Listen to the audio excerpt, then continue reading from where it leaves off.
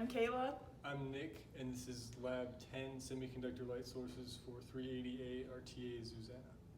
So the LED is under the microscope right now, and so we know the emission area is the one that turned red, and the side length is around 280 pixels.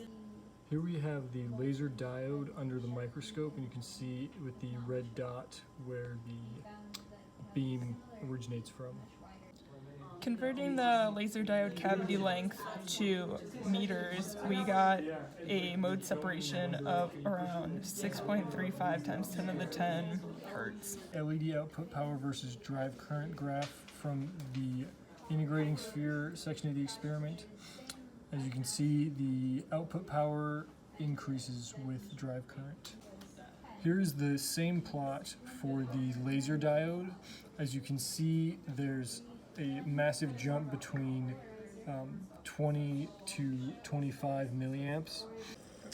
So using the LED source, we do not change the peak-to-peak value in the amplitude as the polarizer is rotating. This is because the LED doesn't really emit at one specific polarization. Now we have the same setup for the radiance bench experiment, but we've replaced the LED with a laser diode. As you can see, by changing the angle on the polarizer, we get a different value for the peak-to-peak on the detector. The relative radiance of the laser diode is about twice as much as that of the LED. This makes sense because the LED is emitting over a really wide solid angle, whereas the laser diode is very narrow. For the divergence bench setup, we have our source here, which in this case is an LED, and the detector on this side. And we read out on the oscilloscope the peak-to-peak values for different angles of being off axis.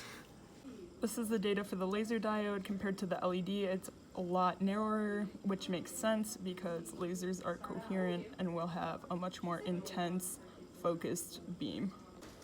This is the data we got from the LED from peak-to-peak voltage as a function of angle. As expected, voltage could be collected at a pretty wide angle since as the drive current approaches the threshold value, there's one mode, and after it reaches that value, it jumps to the next one. So for this section of the lab, we're working on measuring the bandwidth of LEDs. So we have this LED emitting into the spectrometer, which reads out here, and then we can get values for the bandwidth from this graph.